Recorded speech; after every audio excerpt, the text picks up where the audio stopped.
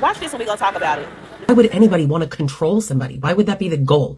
Let's talk about Chuck Derry. He's the director and co-founder of the Gender Violence Institute. So one night, Chuck's hosting a group and he asks all these men, what are the benefits of being abusive towards your spouse? All it took was one man who said one benefit, and then the rest of the men started to chime in with all of their benefits. You have got to hear this list. Now, right before I get into the list, let me tell you why this is so important. You think he couldn't possibly be doing this on purpose, right? It must be childhood trauma. It must be insert excuse here. These are the reasons listed by the abusers themselves. She's scared and she won't go out and spend money. You get your way. You get to go out. Respect. She won't argue. I feel superior. She's accountable to me in terms of being somewhere on time. I decide. It keeps the relationship going. She's too scared to leave. I get money. I get sex. Total control in decision making. I use the money for drugs. Don't have to change myself for her.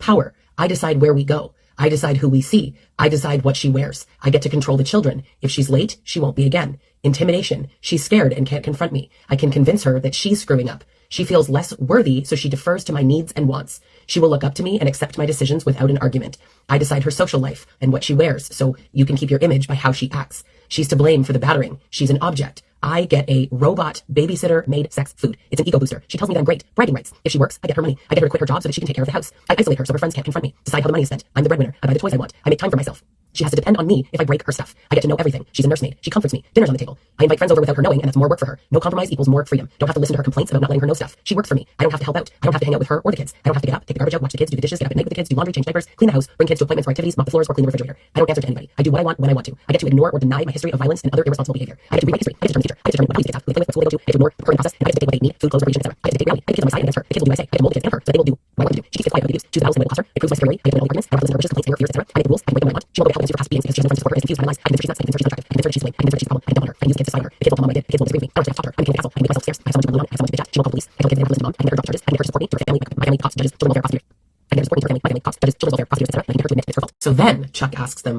well, would you ever give this up? Why might you give this up? And here's what they said. They would only give it up to avoid getting arrested, avoid divorce, avoid getting a protection order taken out against them. They don't want their adult children to not invite them to their weddings, and they don't want to have to go to groups like that one. Do not ever think that these men are not doing it on purpose, that they do not know exactly what they're doing. They admit it when they are asked. Honestly, there were so many things on that list, it was hard to believe.